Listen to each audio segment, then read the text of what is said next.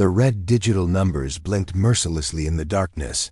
0 hours 0 minutes and 3 seconds.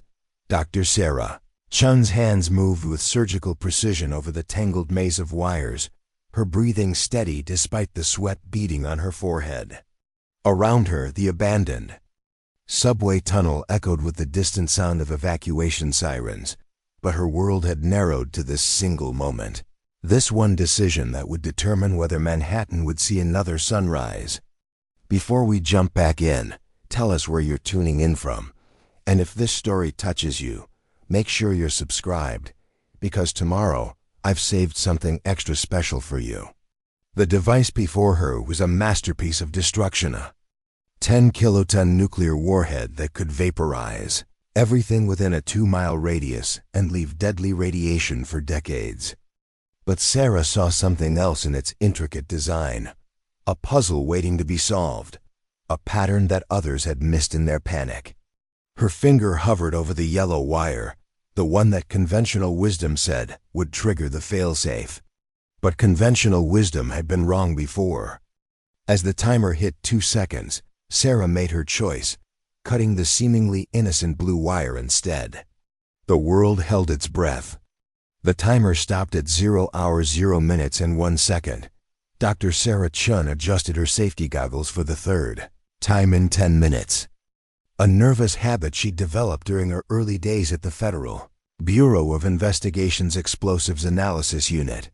The basement laboratory of the J. Edgar Hoover Building hummed with the quiet efficiency of high-tech equipment. But Sarah felt anything but efficient as she hunched over her workstation, meticulously documenting the components of a pipe bomb that had failed to detonate in downtown Chicago. The device was crude, almost embarrassingly simple compared to the sophisticated explosives she'd studied during her doctoral program at MIT. Yet here she was, 26 years old with more degrees than most people twice her age, relegated to cataloging the failed attempts of amateur bomb makers while her male colleagues handled the cases that made headlines. "Chen, you done with that analysis yet?" Special Agent Marcus Bradley's voice cut through her concentration.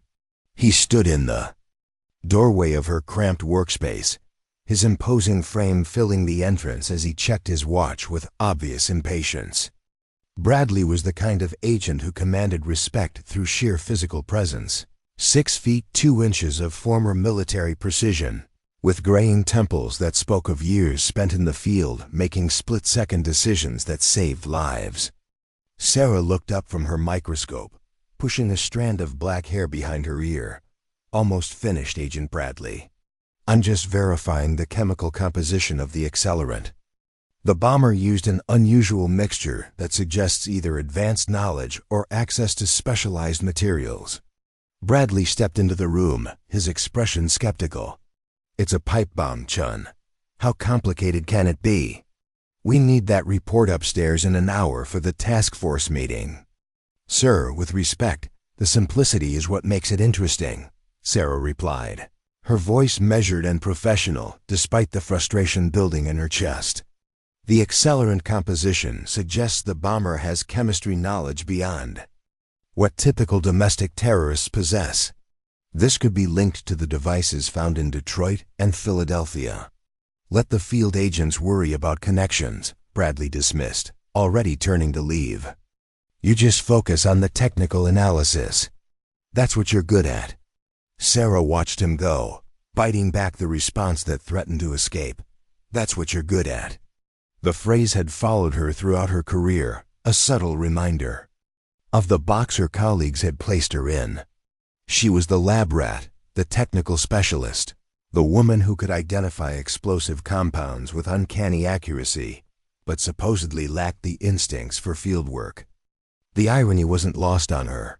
Sarah had graduated summa cum laude from MIT with a double major in chemistry and physics, completed her PhD in explosive engineering at the age of 24, and published papers on blast pattern analysis that had revolutionized how law enforcement approached bomb scene investigations.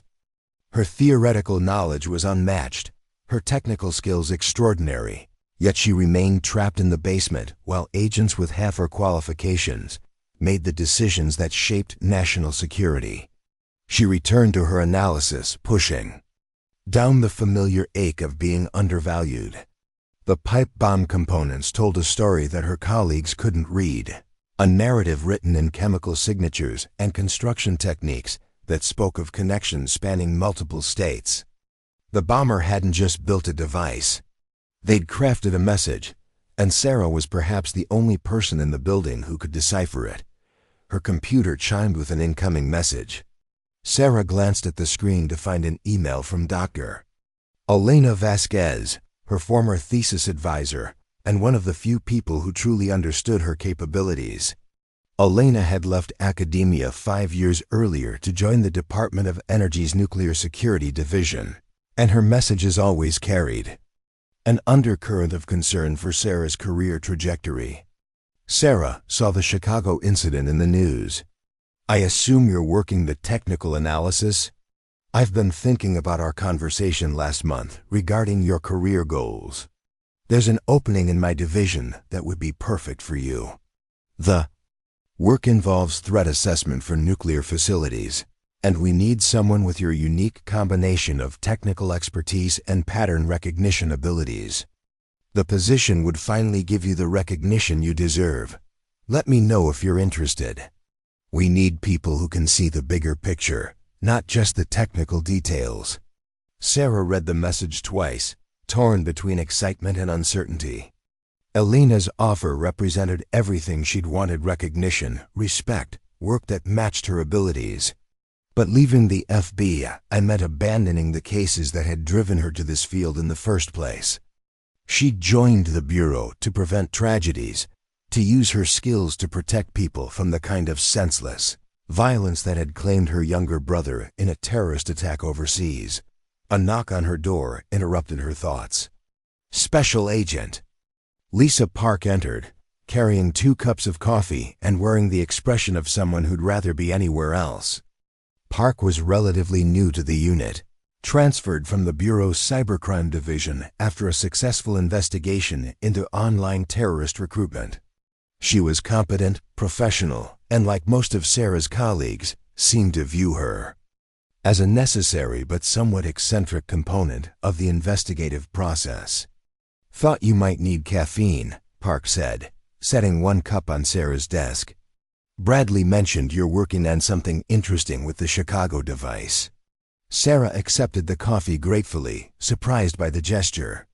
Park rarely initiated casual conversation, and her presence felt oddly deliberate. "Thank you. Yes, the device has some unusual characteristics that suggest it's connected to a larger pattern." Park settled into the chair across from Sarah's desk, her posture casual but her eyes alert. "What kind of pattern?" "The construction techniques, the chemical composition, even the choice of targeting. They're all consistent with a series of devices we've seen over the past 8 months. Detroit, Philadelphia, now Chicago. Each incident has been treated as isolated domestic terrorism, but the technical signatures suggest we're dealing with a single individual or organization. That's significant," Park said, leaning forward. "Have you shared this analysis with the task force?" Sarah's expression darkened slightly. "I've tried. The reports I've submitted have been filed as technical documentation rather than investigative intelligence. Bradley and the others see me as a lab technician, not an analyst capable of strategic thinking." Park was quiet for a moment, studying Sarah with newfound interest. "You know, I've read your published papers. Your work on explosive signature analysis is groundbreaking. Most field agents wouldn't recognize sophisticated analysis if it hit them in the face." "I appreciate that," Sarah replied, though she'd heard similar compliments before. "Preparing and narrating this story took us a lot of time, so if you are enjoying it, subscribe to our channel. It means a lot to us. Now back to the story. They always came with an implicit, but you're too theoretical. But you lack field experience. But you don't understand the practical realities of investigation." "I'm serious," Park continued. "I came down here because I've been reviewing The case files from my cybercrime background. There's chatter online, encrypted communications that suggest something bigger is coming. The kind of chatter that precedes major attacks. Sarah set down her coffee, her attention fully focused now. What kind of chatter? References to the final demonstration, scheduled for next week. Location unknown, but the communications suggest it's going to be in a major metropolitan area. New York, Washington, Los Angeles, somewhere with maximum psychological impact. And you think it's connected to the devices I've been analyzing? Park nodded. The timing fits. If your analysis is correct and we're dealing with a single organization, then the previous attacks were tests, refinements, building up to something much larger. Sarah felt a familiar surge of adrenaline, the same feeling she'd experienced during her graduate research when a particularly complex problem suddenly revealed its underlying structure. The progression makes sense. Each device has been slightly more sophisticated than the last, as if the bomber is learning, adapting, preparing for a final target. Exactly. And if I'm right about the online chatter, we have less than a week to figure out where and when. Sarah stood, pacing to the small window that offered a view of the parking garage. Her mind was already working through the implications, connecting patterns that had been invisible when viewed in isolation. The chemical signatures from the Chicago device, they're not just unusual, they're specific.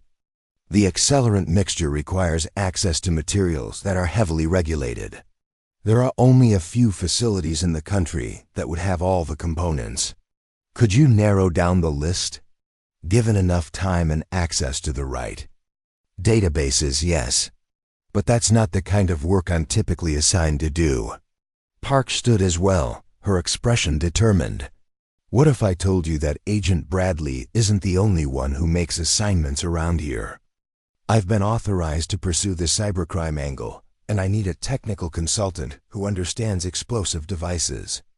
Sarah turned from the window, hope and skepticism warring in her expression. You're talking about bypassing the established chain of command. I'm talking about solving a case before people die. Are you interested? The question hung in the air between them, loaded with implications that extended far beyond the immediate investigation. Sarah thought about Elena's email about the safe path that led away from the FBI's rigid hierarchy toward recognition and respect.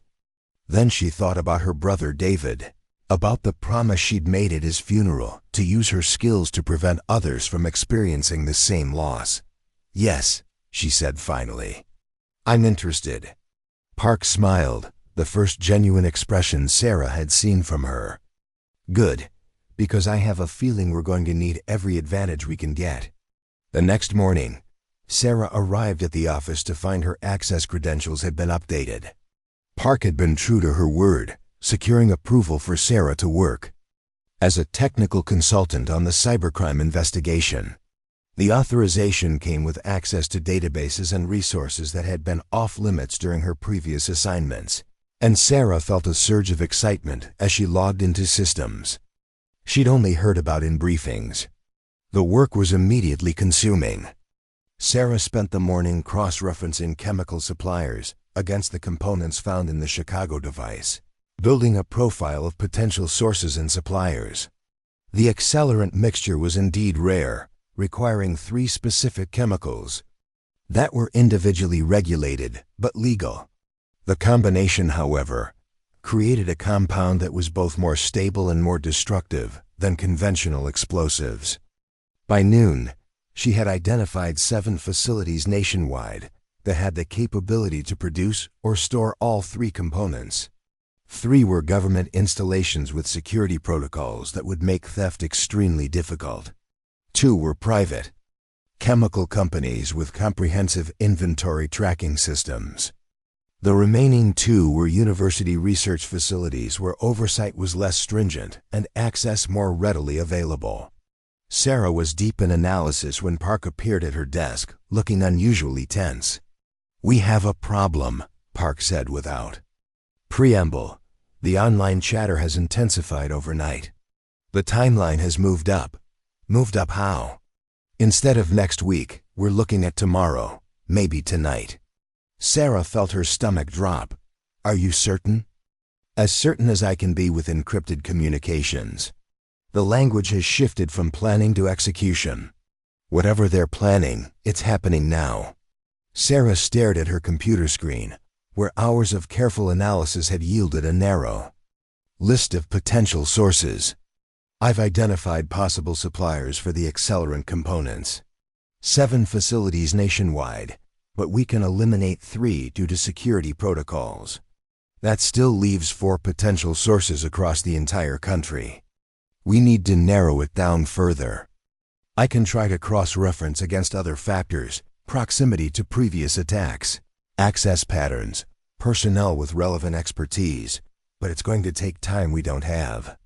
Park pulled up a chair, her expression grim. There's something else.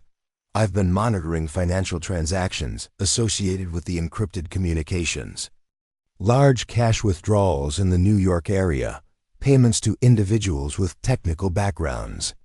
The pattern suggests they're not just planning an attack in New York, they're planning something that requires specialized expertise.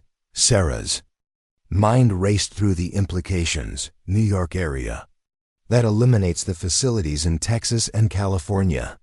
We're down to 2 potential sources, Columbia University's chemistry department and a private research facility in New Jersey. Can you determine which one? Sarah turned to her computer, fingers flying across the keyboard as she accessed personnel databases and recent activity reports. Columbia has tighter security protocols and better inventory tracking. The private facility in New Jersey. She paused, reading through the information that appeared on her screen. Meridian Research Corporation. They've had several security incidents over the past year, including a break-in that wasn't fully investigated. That's our source, Park said with certainty. What kind of device could they build with those materials? Sarah's expression grew pale as she ran calculations in her head. With the quantity of accelerant available at Meridian, combined with the progression of sophistication I've observed in the previous devices, they could build something with a blast radius measured in city blocks rather than buildings. We need to contact the New York field office immediately. Wait, Sarah said, her voice urgent. There's more. The online chatter you mentioned, did it include any specific location references within New York? Park consulted her notes. References to the heart of the system, where the money flows, and maximum disruption. I assumed they meant Wall Street or the financial district. Sarah shook her head, her expression growing more alarmed. Those aren't references to Wall Street. They're talking about infrastructure. The heart of the system could mean the subway system, the electrical grid, or... She paused, a terrible realization dawning. The water treatment facilities. Water treatment? Think about it. Maximum disruption with minimal security. A device planted in the right location could contaminate the water supply for millions of people, create panic far beyond the immediate blast radius. It's not just about the explosion, it's about the long-term psychological impact. Park was already reaching for her phone. I'm calling the New York office now. As Park made the call, Sarah continued her analysis, pulling up schematics and security protocols for New York's water treatment infrastructure. The city's water system was vast and complex, with multiple treatment facilities serving different boroughs. But one facility stood out, the Croton Water Treatment Plant, which served nearly half of Manhattan's population and was located in a relatively isolated area that would provide easy access for someone with the right credentials. The New York office is mobilizing, Park reported after ending her call. They're sending teams to all major infrastructure facilities, but they want our analysis to help prioritize. Sarah printed out her findings, her hands trembling slightly as she realized the scope of what they were potentially facing. Based on the materials available and the pattern of previous attacks, I believe they're targeting the Croton facility. It's the most vulnerable, serves the largest population, and fits the psychological profile of someone seeking maximum impact. How confident are you in this assessment? Sarah met Park's eyes, knowing that her reputation, and possibly thousands of lives hung on her answer. 90% confident. The technical analysis, the geographical factors, the psychological profile, they all point to Croton. Park nodded, already dialing again. I'm calling this in as a priority threat. The FBI will have teams at Croton within the hour. As Park coordinated with the New York office, Sarah remained at her desk, staring at the data that had led to her conclusion. For the first time in her career, her analysis was being treated as primary intelligence rather than technical documentation. The weight of responsibility was both exhilarating and terrifying. Her phone rang, interrupting her thoughts. The caller ID showed a number she didn't recognize, but the voice was familiar. Dr. Chen? This is Special Agent Jennifer Martinez from the New York field office. I understand you've been working on the explosive device analysis for the Chicago incident. Yes, that's correct. We need you here. Based on your analysis, we're treating this as a credible threat to the Croton facility, but we need someone with your expertise on site. Can you be on the next flight to New York? Sarah looked around her basement laboratory at the years of careful documentation and technical analysis that had led to this moment. I'll be there, she said. 3 hours later, Sarah found herself in the back of a Bureau SUV speeding through Queens toward the Croton water treatment plant. Agent Martinez sat beside her, briefing her on the situation as they drove. We've confirmed that materials were stolen from Meridian Research Corporation sometime in the past 48 hours, Martinez explained. The theft was sophisticated, someone with inside knowledge of their security protocols and inventory systems. Any suspects? Dr. Kevin Walsh, a former employee who was terminated 6 months ago for security violations. He had access to the materials and the technical knowledge to build a sophisticated device. Sarah processed this information, cross-referencing it against the psychological profile she'd been developing. What kind of security violations? Unauthorized access to restricted materials, failure to follow safety protocols, and concerns about his mental stability following a divorce and financial difficulties. That fits the profile, Sarah said. Someone with technical expertise, personal grievances, and access to materials. The progression of attack suggests he's been building up to something personal, not just political. The SUV crested a hill, revealing the Croton water treatment plant spread across the valley below. The facility was massive, with multiple processing buildings, storage tanks, and pipelines that connected to the infrastructure serving millions of New Yorkers. Sarah could see FBI vehicles positioned around the perimeter, agents establishing a security cordon. The facility has been evacuated, Martinez continued. But we can't shut down the water supply without creating a different kind of crisis. We need to find and neutralize the device before it can be triggered. As their vehicle approached the main gate, Sarah felt a familiar surge of adrenaline. This was the moment she'd been preparing for throughout her career, the chance to apply her technical expertise in a real-world crisis where lives hung in the balance. The command post had been established in the facility's main administrative building, where dozens of agents and technical specialists worked with quiet urgency.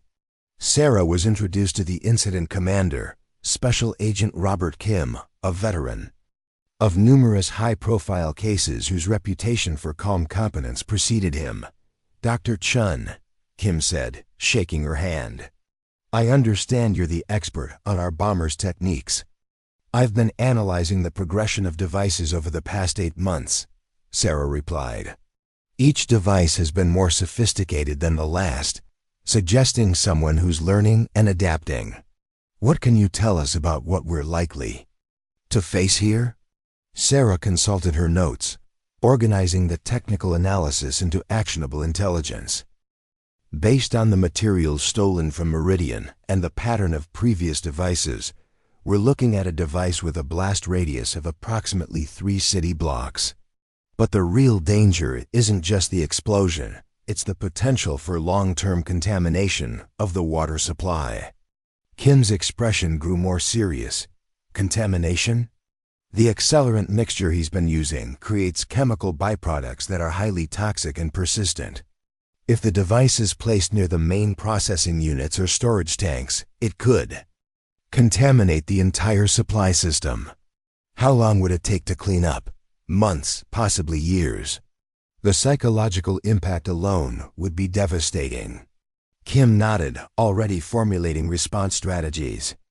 We've identified several potential placement locations within the facility. The main processing building, the chemical storage area, and the primary intake pipes. Sarah studied the facility schematics that covered one wall of the command post. Given the progression of his techniques, he's going to want maximum psychological impact.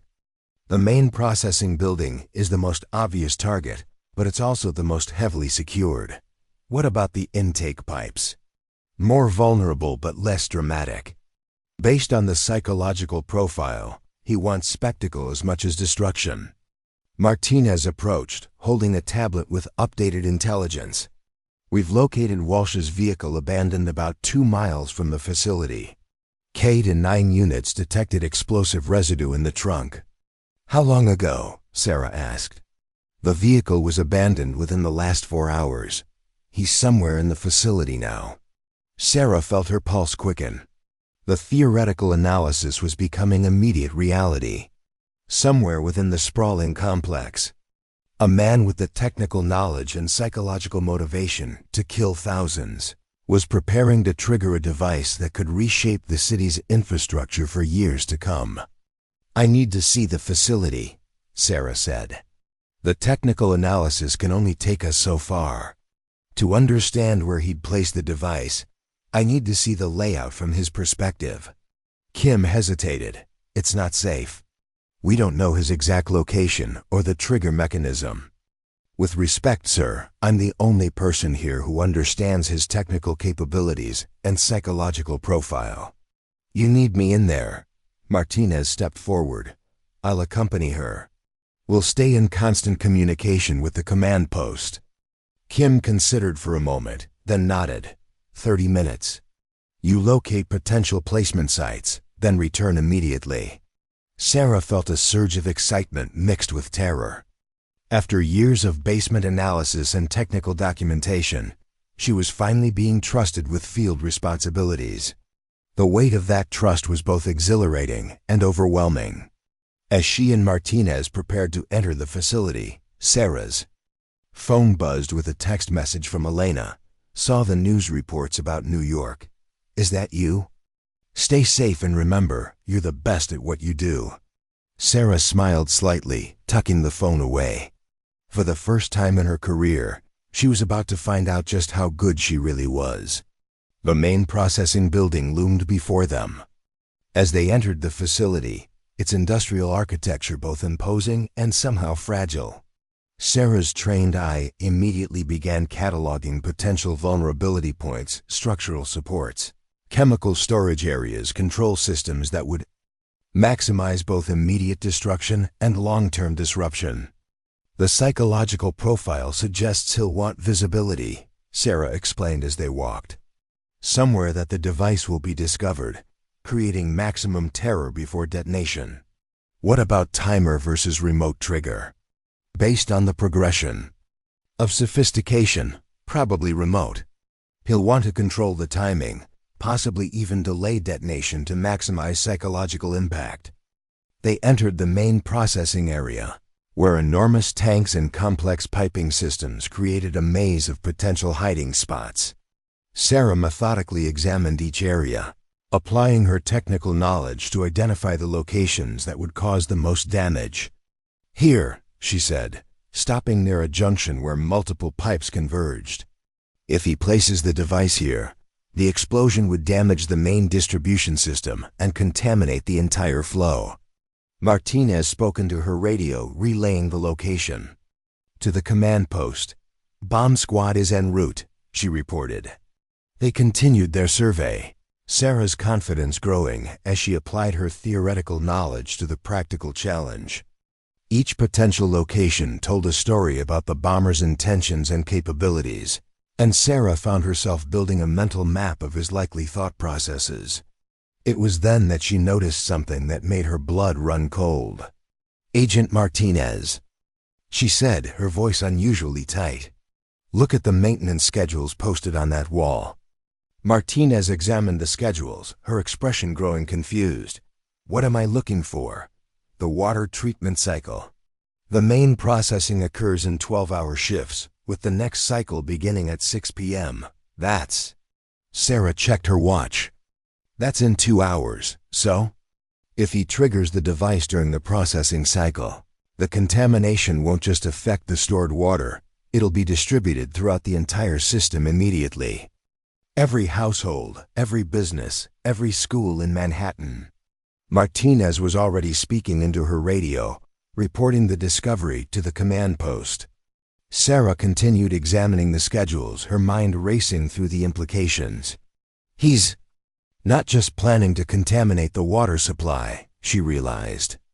"He's planning to contaminate it during distribution, ensuring maximum spread before anyone realizes what's happened." The magnitude of the threat was staggering. Not just thousands of immediate casualties from the explosion, but potentially hundreds of thousands affected by contaminated water. Sarah felt the weight of responsibility settling on her shoulders like a physical presence. Her phone rang. Agent Kim's voice was tense. "Chen, we need you back at the command post immediately. We've intercepted communication suggesting the device is already in place." Sarah and Martinez hurried back to the administrative building, where the command post buzzed with urgent activity. Kim met them at the door, his expression grim. "We've located Dr. Walsh," he reported. "He's in the facility's control room. And he's made demands." "What kind of demands?" "He wants to speak with the lead technical analyst on the case. He specifically asked for whoever identified the chemical signatures from his previous devices." Sarah felt her stomach drop. "He's asking for me. That's our assessment. The question is whether we comply." Sarah looked around the command post at the agents and specialists who were all focused on containing a threat that she had helped identify. For the first time in her career, her expertise was not just valued, it was essential. "I'll do it," she said. Kim studied her carefully. "Are you certain? This isn't technical analysis anymore. This is direct engagement with a mentally unstable individual who's prepared to kill thousands of people." Sarah thought about her brother David, about the promise she'd made to use her skills to prevent others from experiencing the same loss. She thought about the years of being underestimated, of having her analysis dismissed as merely technical documentation. And she thought about the hundreds of thousands of people who would turn on their taps in 2 hours, unaware that their water supply was about to become a weapon. "I'm certain," she said, "but I want to understand exactly what we're dealing with first. Has the device been located?" "Not yet. Walsh claims it's hidden where we'll never find it without his cooperation." Sarah nodded, her mind already working through the technical possibilities. Given the timing and the facility layout, there are only a few locations that would achieve his apparent objectives. "I can narrow down the search." "Do it. But I want you to understand, if you speak with Walsh, you're not just analyzing evidence anymore. You're negotiating for lives." The weight of that responsibility was both terrifying and oddly liberating. After years of being relegated to technical support, Sarah was finally being asked to step forward, to use not just her analytical skills, but her judgment, her intuition, and her ability to understand the mind of someone who had spent months building toward this moment. "I understand," she said, "and I'm ready." As the command post prepared for the most critical negotiation of Sarah's career, she found herself thinking not about the technical aspects of the device or the chemical signatures she'd spent months analyzing, but about the human element, the psychology of a man who had channeled his personal grievances into a threat against hundreds of thousands of innocent people. In 2 hours, the next processing cycle would begin. In 2 hours, Dr. Kevin Walsh would have the opportunity to turn New York City's water supply into a weapon that could affect lives for years to come. And in 2 hours, Sarah would discover whether her years of theoretical knowledge and technical analysis had prepared her for the most important conversation of her life. The phone rang in the command post, a direct line that Walsh had insisted be established for communication. Sarah stared at the device, knowing that the next few minutes would determine not just her career, but potentially the safety of an entire city. Kim nodded at her. Remember, you're not just talking to a bomber. You're talking to a scientist who believes his technical expertise has been undervalued. Find common ground.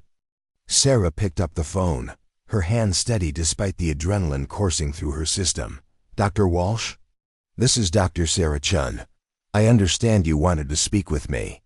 The voice that answered was calm, educated, and chillingly rational. Dr. Chen, I've read your work on explosive signature analysis. Quite impressive for someone who's been relegated to basement documentation. The words hit closer to home than Sarah had expected. Walsh had clearly done his research, understanding not just her technical capabilities, but her professional frustrations. Thank you. I understand you have something you'd like to discuss. I have something I'd like to demonstrate. You see, Dr. Chen, we have something in common. We're both technically brilliant individuals who've been systematically undervalued by our respective institutions.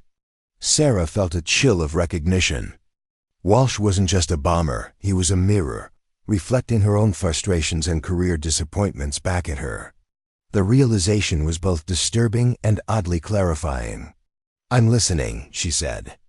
Good, because in approximately 90 minutes, I'm going to show this city what happens when technical expertise is dismissed, when brilliant minds are reduced to mere support staff, when society fails to recognize the power of scientific knowledge. Sarah took a deep breath, knowing that her response would set the tone for everything that followed. This was no longer about technical analysis or pattern recognition. This was about understanding the psychology of a man who had decided that his personal grievances justified mass destruction. And for the first time in her career, Sarah Chen was exactly where she needed to be. The line crackled with static as Dr. Kevin Walsh's voice filled the command post. Sarah could hear the subtle background hum of electrical equipment, confirming that he was indeed somewhere within the facility's infrastructure. Around her, agents and technicians monitored every word, their faces tense with the knowledge that hundreds of thousands of lives hung in the balance. You know, Dr. Chen, Walsh continued, his tone conversational despite the circumstances, I've been following your career for some time. Your dissertation on chemical signature analysis was groundbreaking, yet here you are, still trapped in the FBI's basement, still having your insights dismissed by men who couldn't identify a basic accelerant. If their lives depended on it. Sarah felt a disturbing resonance with his words. The parallel between their situations was uncomfortably clear, but she forced herself to focus on the immediate threat rather than the personal implications. Your work at Meridian Research was highly regarded as well. Your publications on chemical stability in extreme conditions were revolutionary. Were they? Walsh's laugh was bitter. Tell that to the review board that terminated my employment. Tell that to the colleagues who dismissed my concerns about facility security. Tell that to the wife who left me because I was too obsessed with work to notice our marriage falling apart. Sarah recognized the pattern immediately. Personal grievances compounded by professional frustrations, creating a toxic mixture that had ultimately led to this moment. She needed to understand his psychological state while simultaneously gathering intelligence about the device's location and trigger mechanism. I read about the security incidents at Meridian, she said carefully. Your reports predicted exactly the kind of vulnerabilities that were eventually exploited. Predicted? Welsh's voice rose slightly. I didn't predict them, Dr. Chen. I demonstrated them. I showed my supervisors exactly how someone could bypass their security protocols, access restricted materials, and walk out with enough chemical components to level a city block. And do you know what they did? They fired me for unauthorized testing and reckless endangerment.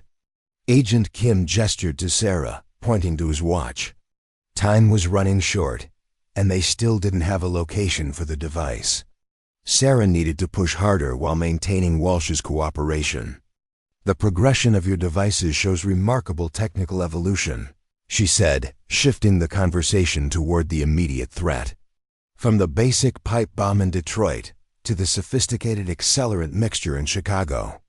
Each device more refined than the last. You noticed that, did you? Walsh sounded pleased. Of course you did. You're one of the few people with the technical knowledge to appreciate the craftsmanship involved. Each device was a lesson, Dr. Chen, a demonstration of what's possible when someone with real expertise is motivated to push boundaries. Sarah felt a chill as she realized the implication. The previous bombings hadn't been random acts of terrorism, they'd been a curriculum, a series of increasingly sophisticated lessons building toward this moment. Walsh hadn't just been testing his devices. He'd been testing the investigative response, learning how law enforcement would react to each escalation. And the water treatment facility? She asked. This represents the final lesson?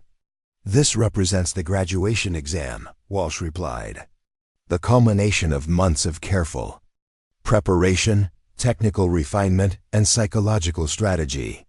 When this device detonates, it won't just destroy a building or kill a few dozen people. It will demonstrate what happens when society fails to recognize and properly utilize true expertise. Agent Martinez approached Sarah's position, holding a tablet displaying facility schematics. She'd been coordinating with the bomb squad teams, conducting systematic searches of the most likely placement locations. Her expression was grim as she showed Sarah the results. Negative findings at every high-probability site. Sarah studied the schematics, her mind racing through the technical possibilities. If Walsh's device wasn't in the obvious locations, where would someone with his psychological profile and technical knowledge place it for maximum impact? The psychological profile is crucial, she said into the phone, hoping to draw Walsh into revealing more information. You want this device to be discovered, don't you? The terror isn't just in the explosion, it's in the anticipation. Very good, Dr. Chen. You understand the psychological component as well as the technical aspects. Yes, I want this device to be found. I want everyone to know exactly what's coming and feel completely powerless to stop it. Sarah's mind clicked through the implications. A device meant to be discovered would be placed somewhere visible, accessible, but protected by technical complexity rather than physical concealment. Walsh wanted them to find it and realize they couldn't disarm it. The control room, she said. Suddenly, looking at Agent Kim. He's not just hiding in the control room, that's where the device is located. Kim immediately began coordinating with the tactical teams, but Sarah was already processing the next layer of the problem. If Walsh had placed the device in the control room, it would be integrated with the facility's operational systems. Disabling it would require not just bomb disposal expertise, but intimate knowledge of the water treatment infrastructure. You're getting warmer, Walsh's voice confirmed her suspicions. But understanding the location is only the beginning. Dr. Chen, this device isn't just placed in the control room, it's become part of the control room. Integrated with the facility's systems in ways that make conventional disarmament impossible. Sarah felt her stomach drop as she realized the full scope of Walsh's plan. You've connected the device to the facility's operational controls. Precisely. The device is now an essential component of the water treatment system. Any attempt to shut down the facility's operations will trigger detonation.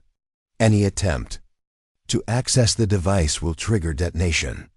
And when the next processing cycle begins he paused, apparently checking a clock, 73 minutes, the device will automatically trigger detonation. Agent Kim was already speaking into his radio, coordinating with the facility's chief engineer to understand the full implications. Sarah continued her conversation with Walsh, knowing that every piece of information could be crucial. "But you're not just planning to trigger the device," she said. "You want someone to try to disarm it. You want them to fail." "I want them to understand," Walsh corrected. "I want them to face a problem that requires real expertise, real understanding, real respect for technical knowledge. And I want them to realize that the only person who can solve this problem is someone they've systematically undervalued." The implication was clear, and Sarah felt a mixture of terror and anticipation. Walsh wasn't just planning mass destruction, he was planning a demonstration of technical superiority that would validate his grievances about being underestimated and dismissed. "You want me to try to disarm it," she said. "I want you to have the opportunity to prove that you're more than just a basement analyst," Walsh replied. "I want you to demonstrate that technical expertise matters, that the people who understand the underlying science are the ones who should be making the critical decisions." Sarah looked around the command post, at the agents and specialists who were all focused on containing a threat that required exactly the kind of technical knowledge she possessed. For the first time in her career, her expertise wasn't just valued, it was essential for survival. "What makes you think I can disarm something you've designed to be impossible to disarm?" she asked. "Because you're the only person who's understood the progression of my work. You identified the chemical signatures, connected the devices across multiple jurisdictions, and predicted this escalation when everyone else was treating each incident as isolated domestic terrorism. You see patterns that others miss, and you understand the technical details that others dismiss." Agent Kim approached Sarah, his expression urgent. "The facility's chief engineer confirms that the control room systems are integrated with the main processing operations. If Walsh has connected his device to those systems, shutting down the facility could indeed trigger detonation." Sarah nodded, her mind already working through the technical challenges. "What about manual overrides, emergency shutdown procedures?" "That's what we're trying to determine. The engineer is reviewing the system architecture now." Walsh's voice interrupted their discussion. "Dr. Chen, are you still there? I hope you're not wasting time on conventional solutions. This device is designed to defeat exactly the kind of response you're probably planning." "I'm here," Sarah replied, "and I'm listening." "Good, because I'm going to give you a choice. You can continue to let other people make decisions about technical problems they don't understand, or you can take personal responsibility for solving this crisis. But if you choose to act, you act alone. No bomb squad, no technical support, no safety net. Just you, your expertise, and the device I've spent months designing specifically to challenge someone with your capabilities." Sarah felt a chill of recognition. Walsh wasn't just offering her a chance to prove herself. He was offering her a chance to step outside the safe boundaries of her career and take personal responsibility for consequences that extended far beyond her comfort zone. "Why alone?" she asked. "Because that's how real expertise works, Dr. Chen. When the problem is complex enough, when the stakes are high enough, when the technical knowledge required is specialized enough, it comes down to one person with the right combination of skills, knowledge, and judgment. That person is you." Agent Martinez approached with updated intelligence from the tactical teams. "We've established visual contact with Walsh in the control room. He's positioned near what appears to be a sophisticated electronic device integrated with the facility's main computer systems." Sarah studied the surveillance images on Martinez's tablet. The device was indeed complex, with multiple components that appeared to be both explosive and electronic. Wires connected it to several different control panels, creating a web of interdependencies that would make conventional disarmament extremely dangerous. "The device is more sophisticated than anything we've encountered," she observed. "It's not just a bomb, it's a computer system designed to monitor and respond to disarmament attempts." "Which means?" Kim asked. "Which means it's designed to learn and adapt. Every conventional approach we try will be detected and countered. It's like trying to defeat a chess master who can see all your moves before you make them." Walsh's voice crackled through the speaker. "Very good, Dr. Chen. You understand the challenge. This device incorporates artificial intelligence algorithms that monitor all the facility's systems. It knows when someone approaches, it knows when systems are being accessed, and it knows when conventional disarmament techniques are being attempted." Sarah felt a surge of both admiration and terror. Walsh hadn't just built a bomb he'd built. A technically sophisticated challenge that required exactly the kind of creative problem-solving she'd spent years developing. It was almost as if he'd designed it specifically for her. "But there's a way to defeat it," she said, more to herself than to Walsh. "Yes, there is. But it requires someone who understands not just the technical aspects, but the psychological aspects. Someone who can think like the person who designed it. Someone who can appreciate the elegance of the solution while accepting the personal risk of implementation." Agent Kim gestured to Sarah, indicating that they needed to make a decision. The clock was ticking, and conventional approaches were clearly inadequate. Sarah looked around the command post, at the faces of people who were finally looking to her for answers, rather than dismissing her insights as technical documentation. "If I attempt to disarm this device," she said to Walsh, "what guarantee do I have that you won't simply trigger it remotely? You have my word as a fellow scientist that I won't interfere with your attempt. But understand, Dr. Chen, this device is designed to be disarmed only by someone with the precise combination of technical knowledge and psychological insight required to understand its creator. If you make the wrong choice, if you misunderstand the underlying logic, if you approach it with conventional thinking rather than creative problem-solving, it will detonate." Sarah felt the weight of the decision settling on her shoulders. This wasn't just about technical expertise anymore. It was about taking personal responsibility for consequences that would affect hundreds of thousands of people. It was about stepping outside the safe boundaries of her career and accepting the kind of high-stakes challenge she'd spent years preparing for without knowing it. "I need to see the device," she said finally. "That can be arranged," Walsh replied. "But once you enter the control room, you enter alone. No backup, no support, no safety net. Just you and the culmination of months of careful preparation." Agent Kim stepped forward. "Dr. Chen, I can't authorize this. The risk is too great." "With respect, sir, the risk of not attempting it is greater. We have 67 minutes before the automatic trigger activates. Conventional approaches have failed. The device is designed to defeat standard bomb disposal techniques.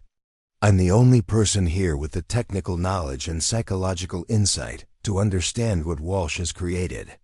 Sarah could see the conflict in Kim's expression. He was being asked to authorize a plan that violated every protocol for handling explosive devices, but he was also facing a threat that conventional protocols couldn't address. "What do you need?" he asked finally. "Access to the control room. And 30 minutes without interference.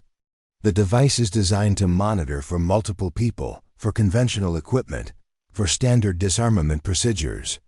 If I go in alone, with minimal equipment, I might be able to approach it as Walsh intended, as a technical challenge rather than a security threat." Agent Martinez stepped forward. "I should accompany you. Provide backup." Sarah shook her head. "The device is designed to detect that kind of support. Walsh has made it clear that this is a personal challenge, not a team effort. If I'm going to have any chance of success, I need to accept the parameters he's established. The silence in the command post was profound as everyone processed the implications. Sarah was asking to walk into a room with a sophisticated bomb designed specifically to defeat her attempts to disarm it, with no backup and no conventional support. There's something else. Walsh's voice interrupted the discussion. Dr. Chen, I want you to understand what you're really facing. This device isn't just technically sophisticated, it's personally calibrated. I've studied your work, your methods, your approach to problem solving. The device is designed to challenge specifically your way of thinking. Sarah felt a chill of recognition. Walsh hadn't just built a bomb, he'd built a puzzle designed to test her specific capabilities. It was like being challenged to a duel by someone who had studied her fighting style and prepared countermeasures for every move she was likely to make. Why? She asked. Because I want to know if you're as good as your reputation suggests. I want to know if the woman who identified my chemical signatures and predicted my escalation is capable of the kind of creative thinking that separates true expertise from mere technical knowledge. Agent Kim approached Sarah, his expression grim. The facility's chief engineer has reviewed the system architecture. If Walsh has integrated his device with the main processing controls as he claims, any attempt to shut down the facility will indeed trigger detonation. And the next processing cycle will begin automatically in 64 minutes. Sarah nodded, her mind already working through the technical challenges. I need to see the device to understand exactly what we're dealing with. But I need to see it from Walsh's perspective, not as a threat to be neutralized, but as a problem to be solved. That's exactly right, Walsh's voice confirmed. This device is a test, Dr. Chen. A test of everything you've learned, everything you've prepared for, everything you claim to be capable of. Are you ready to take the test? Sarah looked around the command post one final time at the faces of people who were finally looking to her for leadership rather than technical support. She thought about her brother David, about the promise she'd made to use her skills to prevent others from experiencing the same loss. She thought about the years of being underestimated, of having her insights dismissed as merely technical documentation. I'm ready, she said. The walk to the control room felt like the longest journey of Sarah's life. Agent Martinez accompanied her as far as the security checkpoint, where they were met by tactical team leaders who had established a perimeter around the control room. Through the reinforced glass windows, Sarah could see Walsh standing calmly next to a complex electronic device that seemed to pulse with malevolent intelligence. Remember, Martinez said, you're not just dealing with a bomb.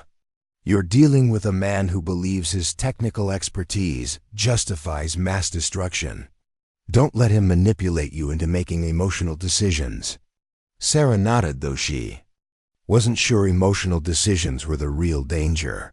The real danger was that Walsh had designed a challenge that required exactly the kind of creative thinking she'd spent years developing, and he'd studied her methods well enough to create countermeasures for her most likely approaches. She approached the control room door, knowing that once she entered, she would be committed to a course of action that could save hundreds of thousands of lives or end her own.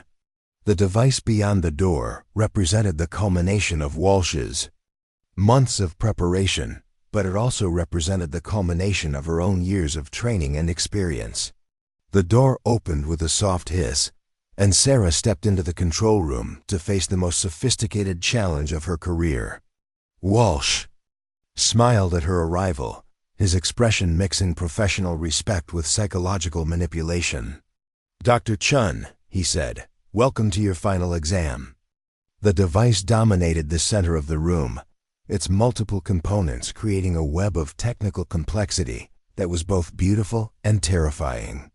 Sarah's trained eye immediately began cataloging the various elements: electronic monitoring systems, chemical detection sensors, mechanical trigger mechanisms, and what appeared to be an artificial intelligence processor that coordinated the entire system. "It's remarkable," she said, genuinely impressed despite the circumstances. "You've created something that's not just a bomb, but a technical masterpiece. Thank you. I wanted you to appreciate the craftsmanship before you attempt to defeat it." Sarah began circling the device, studying its construction from multiple angles. The electronic components were clearly sophisticated, but they were also clearly designed to be understood by someone with the right technical background. Walsh wanted her to understand what she was facing. "The artificial intelligence component," she observed. "It's monitoring the facility's systems for any changes that might indicate a disarmament attempt. Correct. It knows when someone approaches. It knows when systems are being accessed, and it knows when conventional techniques are being employed. But it's also designed to recognize when someone is approaching the problem correctly." Sarah felt a surge of understanding. The device wasn't just designed to prevent disarmament. It was designed to reward the right kind of disarmament. Walsh wanted her to succeed, but only if she demonstrated the kind of technical sophistication he believed she possessed. "You've built this as a test," she said. "I've built this as a demonstration. A demonstration that technical expertise matters. That the people who understand the underlying science deserve respect and recognition, and that conventional approaches are inadequate for sophisticated problems." Sarah continued her examination, noting the various interconnections between components. The device was indeed integrated with the facility's control systems, but the integration was elegant rather than crude. Walsh had created something that was both functional and artistic. "The timer," she said, noting the digital display showing 57 minutes and counting down. "It's connected to the facility's processing schedule. When the next processing cycle begins, the device will automatically trigger. But that's not the only trigger mechanism. The device is also designed to respond to conventional disarmament attempts by accelerating the countdown." Sarah felt a chill as she realized the full scope of the challenge. Not only did she need to disarm the device, but she needed to do so in a way that didn't trigger the acceleration protocols.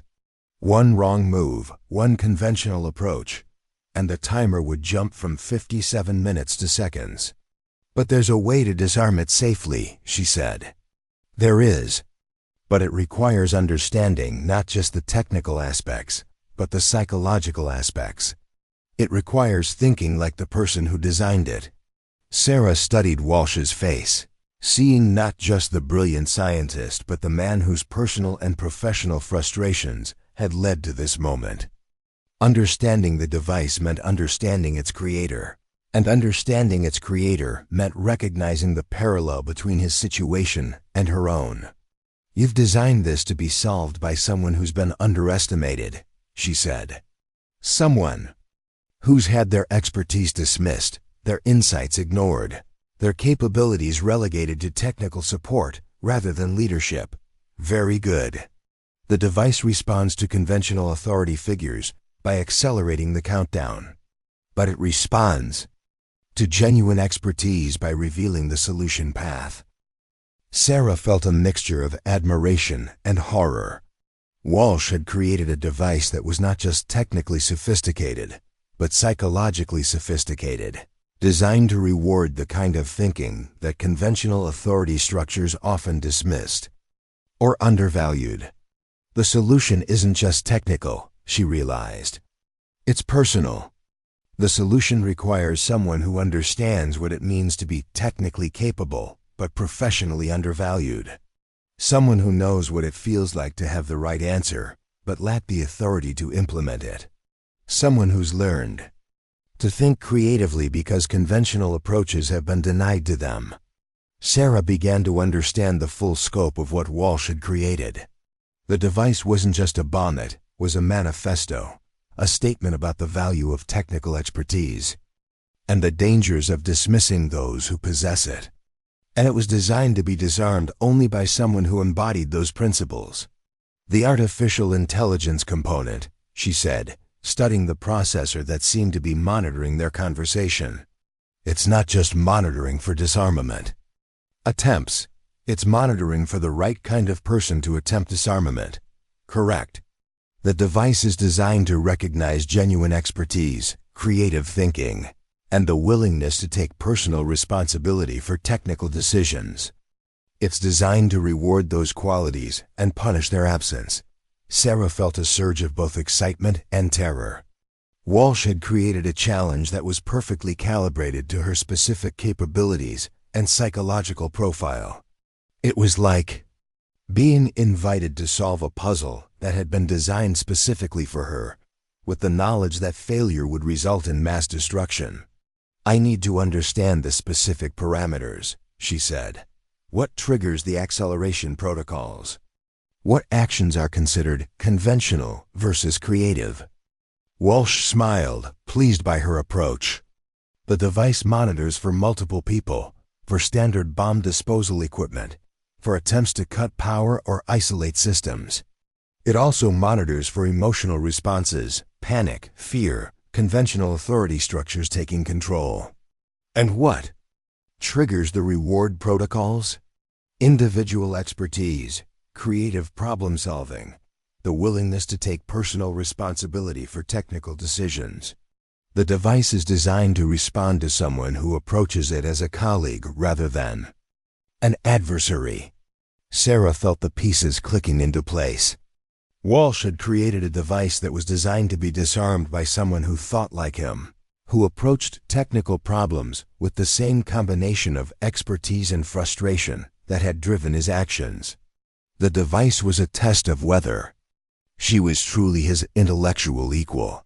"The chemical components," she said, studying the accelerant mixture that formed the explosive core of the device.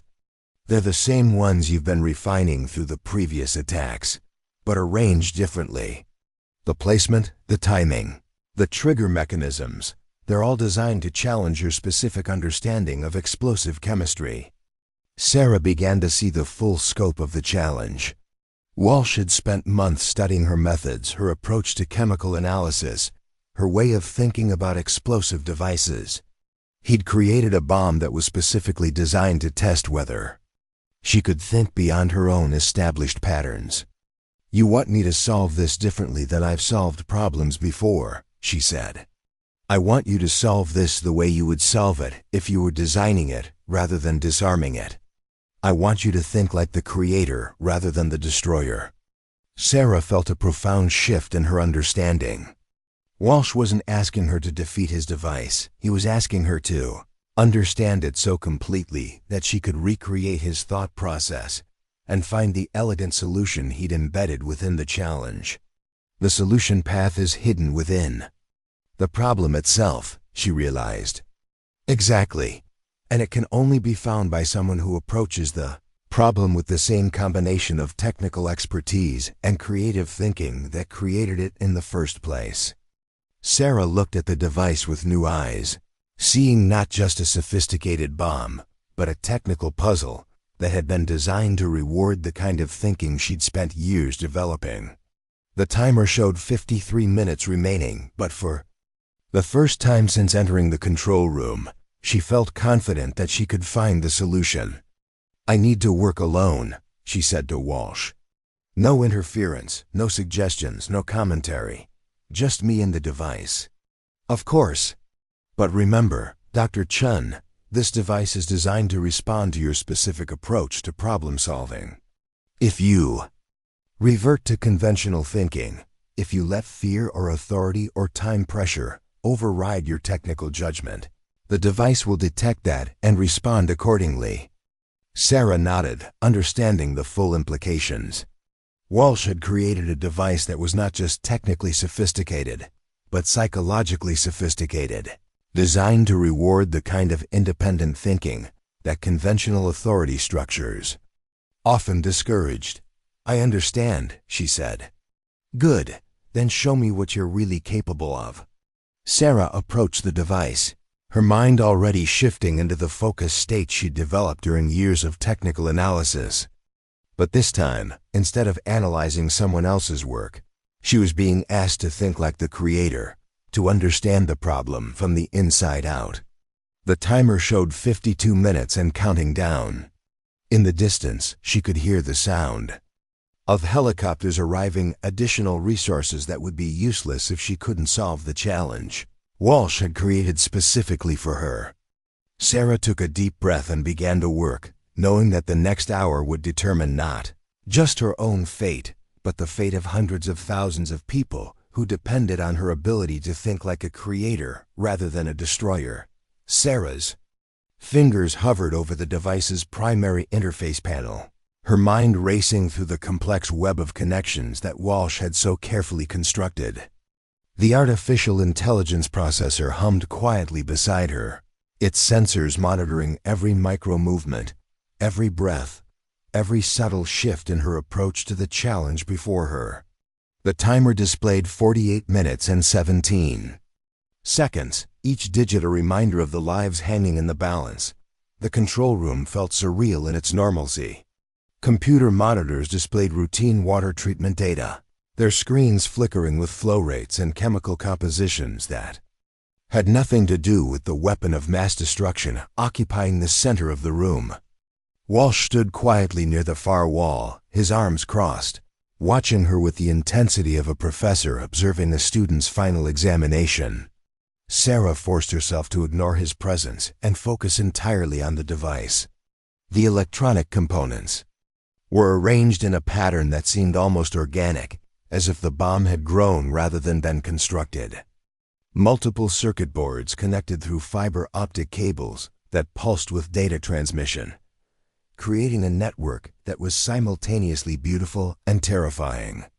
The monitoring systems are more sophisticated than I initially realized, she murmured to herself, studying the sensor array that surrounded the explosive core. Motion detectors, pressure sensors, electromagnetic field analyzers, even acoustic monitoring.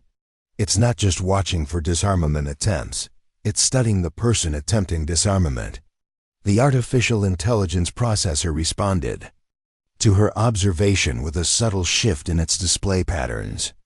Sarah realized that the device was indeed learning about her, analyzing her speech patterns, her approach to problem solving, even her emotional state. Walsh had created something that was not just technically advanced, but psychologically perceptive. She began to circle the device slowly, maintaining a respectful distance while studying its construction from every angle. The explosive core was enclosed in a transparent housing that revealed the carefully arranged chemical components. The accelerant mixture was more complex than anything she'd encountered in the previous devices, with multiple layers that suggested a staged detonation sequence. Staged detonation, she said aloud, not caring if Walsh heard her analysis. The primary explosive triggers a secondary reaction that disperses the chemical accelerant, which then triggers the main detonation. 3 distinct phases, each one designed to maximize different aspects of the destruction. The processor's display shifted again, and Sarah noticed that the timer had actually slowed its countdown slightly. The device was responding positively to her technical analysis, rewarding her for approaching the problem with scientific curiosity rather than fear or conventional bomb disposal thinking. "You're studying me as much as I'm studying you," she said to the device, acknowledging the artificial intelligence component directly. "You want to understand whether I'm capable of the kind of creative thinking that your creator embedded in your design." The response was immediate and unmistakable. The device's monitoring systems shifted to a different operational mode, their displays showing more detailed information about the internal mechanisms.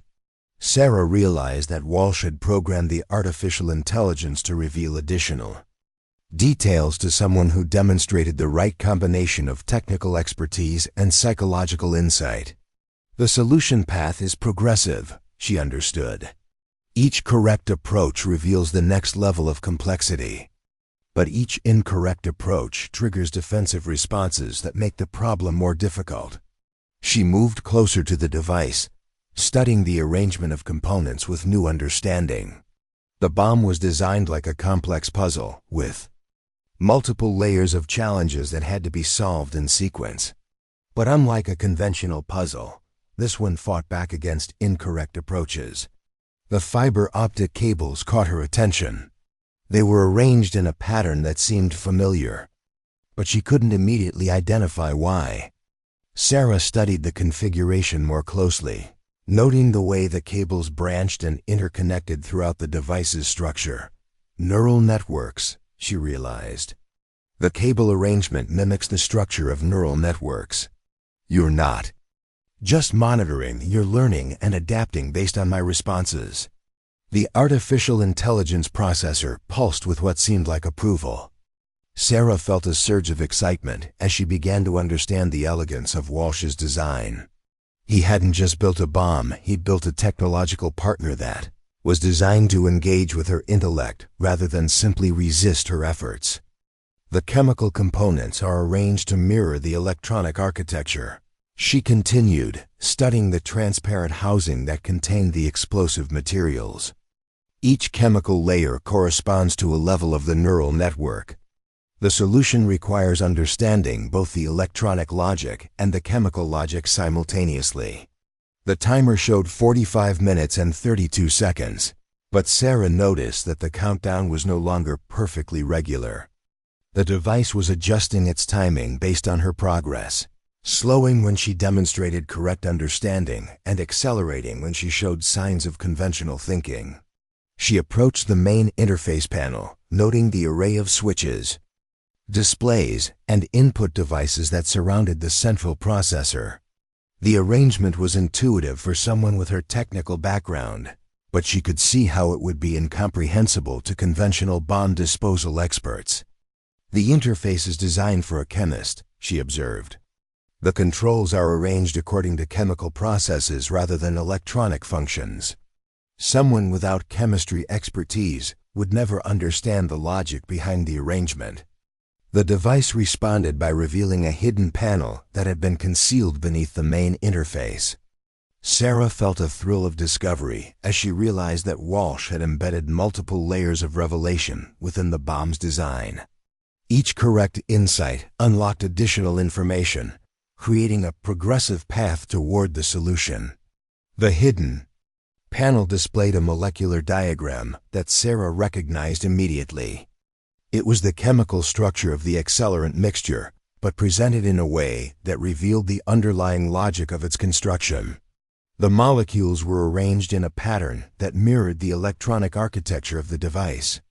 Molecular electronics, she whispered. You've created a device where the chemical components and electronic components are integrated at the molecular level. The solution requires understanding both domains simultaneously. The artificial intelligence processor pulsed with increasing frequency, and Sarah realized that she was approaching the core of Walsh's design.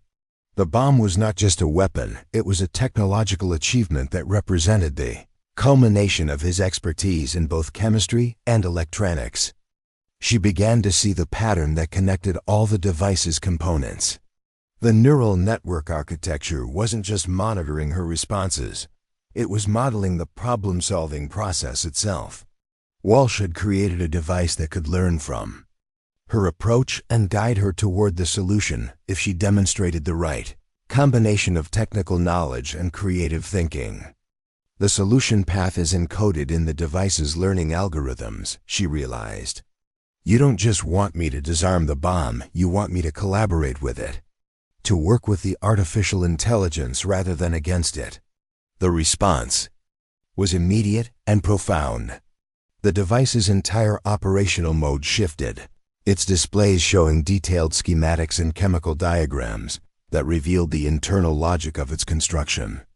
Sarah felt a surge of understanding as she realized that Walsh had created something unprecedented, a weapon that was designed to be disarmed through intellectual collaboration rather than technical dominance. The disarmament sequence is embedded in the device's learning protocols, she said, studying the newly revealed information. But it can only be accessed by someone who approaches the problem as a collaborative, intellectual challenge rather than an adversarial technical problem. The timer showed 42 minutes and 15 seconds, but Sarah was no longer concerned about the countdown. She was beginning to understand that the device's timing was tied to her progress through the solution path. If she continued to demonstrate the right kind of thinking, the device would provide her with the time she needed. She began to interact with the artificial intelligence processor directly, using the interface to input her understanding of the device's chemical and electronic architecture. The processor responded by revealing additional layers of information, creating a feedback loop that accelerated her comprehension of the overall design. "The bomb is designed to be disarmed by someone who can think like its creator," she said, addressing Walsh directly for the first time since beginning her analysis. "But it's also designed to teach that person something about the nature of technical expertise and intellectual collaboration." Walsh smiled, pleased by her insight. "Very good, Dr. Chen. You're beginning to understand what I've actually created." "This isn't just a weapon," Sarah continued, her understanding deepening as she interacted with the device's learning systems. "It's a demonstration of what's possible when technical expertise is properly recognized and utilized. The device is designed to reward collaboration and punish conventional authority structures." Precisely. The bomb cannot be disarmed by conventional methods because conventional methods are based on hierarchical thinking and standardized procedures. It can only be disarmed by someone who approaches it as an intellectual equal. Sarah felt the pieces clicking into place. Walsh had created a device that was designed to validate his beliefs about the value of technical expertise and the dangers of conventional authority structures. The bomb was simultaneously a weapon and a philosophical statement about the nature of knowledge and power. The artificial intelligence component is programmed to recognize genuine expertise, she said, studying the processor's responses to her inputs. It can distinguish between someone who truly understands the underlying science and someone who's simply following established procedures. The device responds to authentic intellectual engagement, Walsh confirmed. It rewards creative thinking, collaborative problem solving, and the willingness to approach complex problems with both technical knowledge and psychological insight. Sarah began to see the full scope of what Walsh had accomplished. The device was not just technically sophisticated, it was psychologically sophisticated in ways that conventional weapons could never be. It was designed to engage with her intellect rather than simply resist her efforts. "The solution requires me to think like a creator rather than a destroyer," she said, her hands moving more confidently over the interface controls. "I need to understand the device well enough to recreate your thought process and find the elegant solution you embedded within the challenge." The artificial intelligence processor responded by revealing the final layer of its architecture. Sarah saw the complete design for the first time, understanding how every component contributed to the overall system. The bomb was indeed a masterpiece of technical integration, but it was also something more, a technological mirror that reflected the intelligence of whoever attempted to understand it. The disarmament sequence is hidden within the device's learning algorithms, she realized, but it can only be accessed by someone who demonstrates the same combination of technical expertise and creative thinking that created the device in the first place. "Show me," Walsh said quietly. Sarah began to input the disarmament sequence, her fingers moving with increasing confidence as she interacted with the artificial intelligence systems. The device responded positively to each input, its displays, showing confirmation that she was following the correct solution path. The timer showed 38 minutes and 47 seconds, but Sarah was no longer thinking about time. She was thinking about the elegant beauty of Walsh's creation and the profound implications of what he had accomplished. The device was proof that technical expertise, when properly recognized and utilized, could achieve things that conventional thinking couldn't imagine. The final sequence requires simultaneous input to both the chemical and electronic systems. she said, studying the interface controls. The device is designed to be disarmed by someone who can think in both domains simultaneously. Proceed, Walsh said. Sarah positioned her hands over the dual input systems, feeling the weight of the moment. The device had tested her technical knowledge, her creative thinking, and her ability to collaborate with artificial intelligence. Now it was testing her willingness to take personal responsibility for the consequences of her actions. She began the final sequence, her inputs perfectly synchronized between the chemical and electronic systems. The artificial intelligence processor monitored every movement, every decision, every subtle variation in her approach. The device was learning from her, even as she was learning from it. The timer showed 35 minutes and 12 seconds when Sarah completed the final input. For a moment, nothing happened. Then the device's displays shifted to a new configuration, showing confirmation that the disarmament sequence had been successfully initiated. Phase 1 complete, the artificial intelligence announced through speakers that Sarah hadn't noticed before. Proceeding to Phase 2 verification. Sarah felt a surge of triumph mixed with apprehension. She had successfully navigated the first stage of Walsh's challenge, but the device was indicating that additional phases remained. The bomb was more complex than she had initially realized, with multiple layers of security that had to be addressed in sequence. The device has multiple disarmament phases, she said to Walsh. Each phase requires a different combination of technical knowledge and creative thinking. Correct. The bomb is designed to be disarmed completely only by someone who can demonstrate mastery of every aspect of its design. You've passed the first test, but the real challenge is yet to come. Sarah studied the device's new configuration, noting the changes in its display patterns and operational modes. The second phase was clearly more complex than the first, requiring deeper understanding of both the technical and psychological aspects of Walsh's creation. The second phase requires understanding the device's integration with the facility's infrastructure, she realized. The bomb isn't just connected to the water treatment systems, it's become part of them. Disarming it requires understanding the entire facility's operational logic. Precisely. The device is designed to demonstrate that technical expertise must be applied within broader systems contexts. It's not enough to understand the bomb, you must understand how it fits into the larger technological environment. Sarah felt the challenge deepening.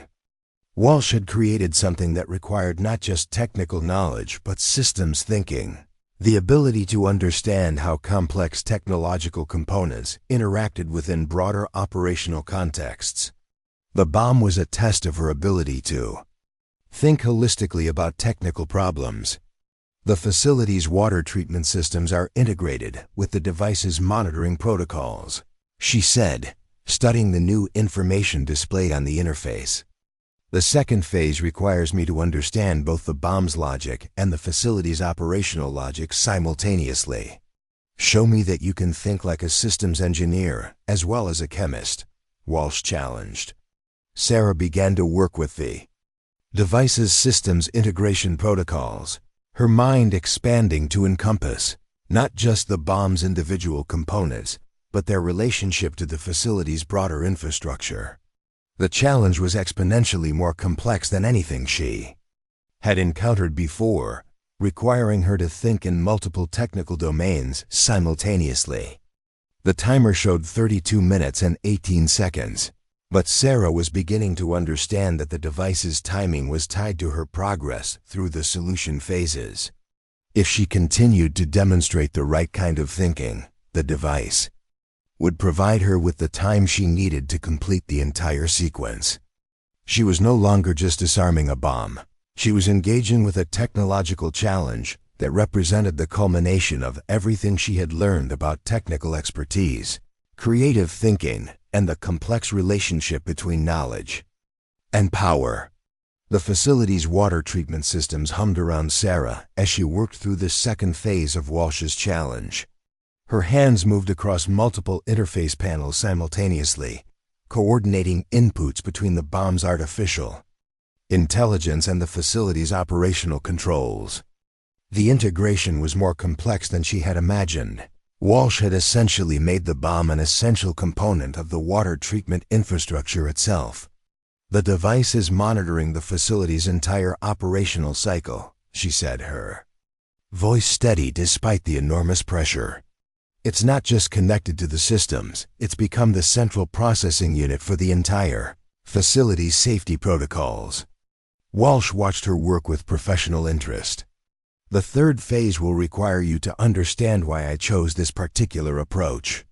The bomb isn't just a weapon, it's a demonstration of what happens when technical expertise is properly integrated with critical infrastructure."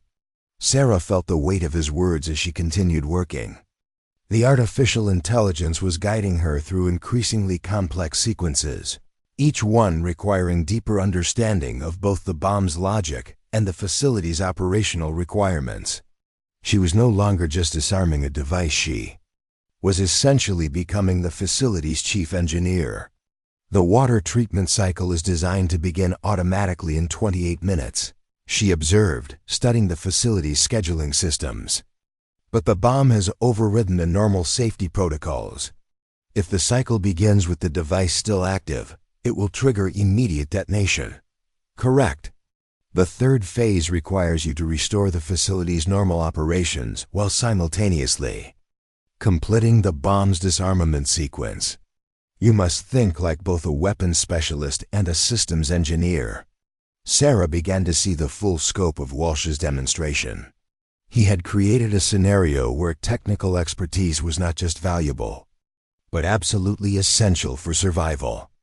The bomb could only be disarmed by someone who possessed the rare combination of skills necessary to understand both domains simultaneously.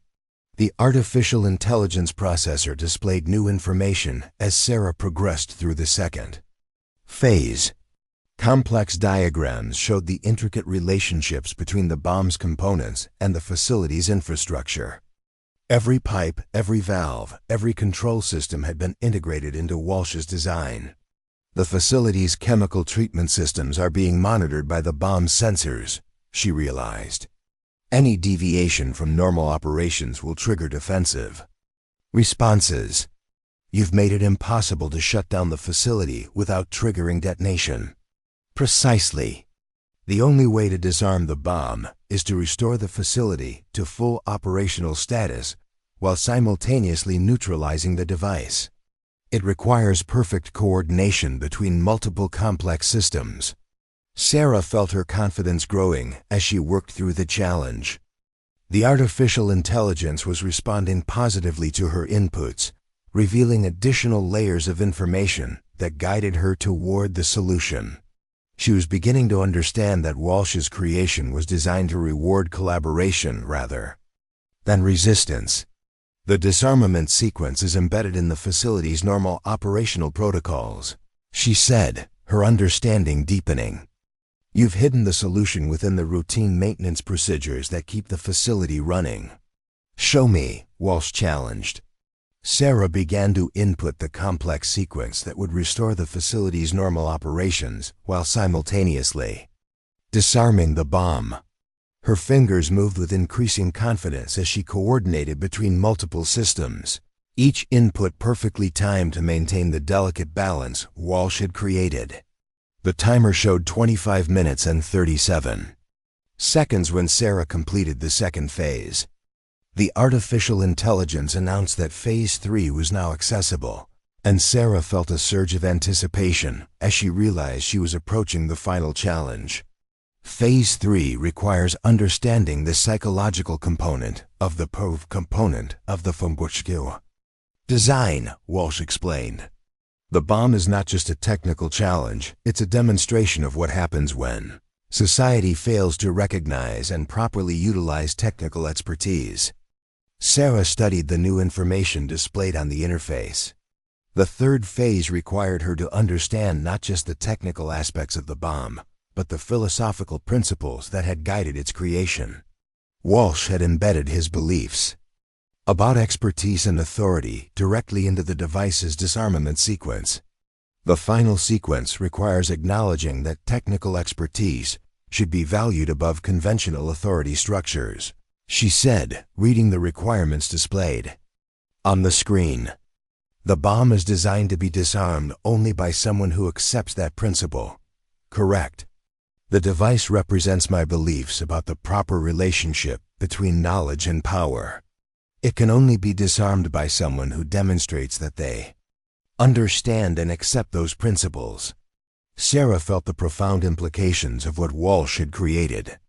The bomb was simultaneously a weapon and a philosophical statement, designed to force anyone who encountered it to confront fundamental questions about the nature of expertise and authority. The disarmament sequence requires me to take full responsibility for the facility's operations, she realized. Not just as a technical consultant, but as the person making the critical decisions. Precisely. The bomb cannot be disarmed by someone who defers to conventional authority structures. It requires someone who is willing to take personal responsibility for the consequences of their technical decisions. Sarah began to work through the final phase, her inputs guided by both technical knowledge and psychological insight. The artificial intelligence was monitoring not just her technical competence, but her willingness to accept responsibility for the outcomes of her actions. The facility's systems responded to her inputs with increasing efficiency. Sarah realized that Walsh had designed the bomb to restore normal operations as part of the disarmament sequence. The device was not just being neutralized, it was being transformed into a component of the facility's improved safety systems. The bomb becomes part of the facility's permanent infrastructure, she said, understanding dawning. You've created a device that improves the facility's safety systems while demonstrating the value of technical expertise. The device represents what's possible when technical knowledge is properly recognized and utilized, Walsh confirmed. It's not just a weapon, it's a technological achievement that makes the facility safer and more efficient. Sarah felt a profound shift in her understanding. Walsh had not just created a bomb, he had created a technological solution that addressed real problems while making a statement about the value of expertise. The device was simultaneously destructive and constructive, depending on how it was approached. The final input sequence requires coordinating all the facility's systems simultaneously, she said, studying the complex requirements displayed on the interface. Every component must be perfectly synchronized to complete the disarmament. Show me that you can think like a systems architect rather than just a technical specialist, Walsh challenged. Sarah began the final sequence, her hands moving across multiple interface panels with fluid precision. The artificial intelligence guided her through each step, providing real-time feedback that helped her maintain perfect coordination between all the facility's systems. The timer showed 21 minutes and 42 seconds when Sarah initiated the final disarmament protocol. The facility's systems responded immediately, their operational patterns shifting to accommodate the bomb's transformation from weapon to safety system. Disarmament sequence initiated, the artificial intelligence announced. All systems operating within normal parameters. Facility safety protocols restored to full operational status. Sarah felt a surge of triumph as she realized that she had successfully completed Walsh's challenge. The bomb was no longer a threat, it had been transformed into an advanced safety system that would protect the facility far better than the original equipment. The device is now a permanent component of the facility's infrastructure, Walsh said, his voice filled with professional satisfaction. It will monitor the systems continuously and prevent exactly the kind of security vulnerabilities that made this demonstration necessary. Sarah looked around the control room, noting how the facility's displays had changed to reflect the new operational configuration. The bomb's artificial intelligence had been integrated with the facility's control systems, creating a level of safety monitoring that had never existed before. You've created something that makes the facility safer while demonstrating the value of technical expertise, she said, finally understanding the full scope of Walsh's achievement. The bomb was never just a weapon, it was a technological solution, disguised as a threat. Precisely. The device represents what's possible when technical knowledge is properly recognized and supported, rather than dismissed or undervalued. Sarah felt the profound implications of what she had experienced. Walsh had created a challenge that had tested not just her technical knowledge, but her ability to think creatively, work collaboratively, and take responsibility for complex decisions. The experience had transformed her understanding of her own capabilities. The facility's water supply is now safer than it was before the bomb was installed, she realized. You've created a demonstration that simultaneously illustrated a problem and provided a solution. The device will continue to monitor the facility's operations indefinitely, Walsh confirmed. It will prevent the kind of security vulnerabilities that made this demonstration necessary while providing a permanent reminder of the value of technical expertise. Sarah looked at the timer, which now displayed 28 minutes, and held steady. The countdown had stopped, replaced by a continuous monitoring system that would protect the facility's operations permanently. The bomb had been successfully transformed from a threat into a guardian. "Command post, this is Dr. Chen," she said into her radio. "The device has been successfully disarmed and integrated with the facility's safety systems. The threat has been neutralized." Agent Kim's voice crackled through the speaker. "Confirmed disarmament? The device is no longer a threat?" "Confirmed. The device has been transformed into an advanced safety monitoring system. The facility is now more secure than it was before the incident began." Sarah heard the relief in Kim's voice as he coordinated the stand-down of the emergency response teams. The crisis was over, but Sarah knew that the implications of what had happened would resonate far beyond this single incident. "Dr. Chen," Walsh said quietly, "you've demonstrated exactly the kind of technical expertise and creative thinking that should be valued in our society. The device responded to your approach because you treated it as a collaborative challenge rather than an adversarial problem." Sarah felt a profound sense of accomplishment.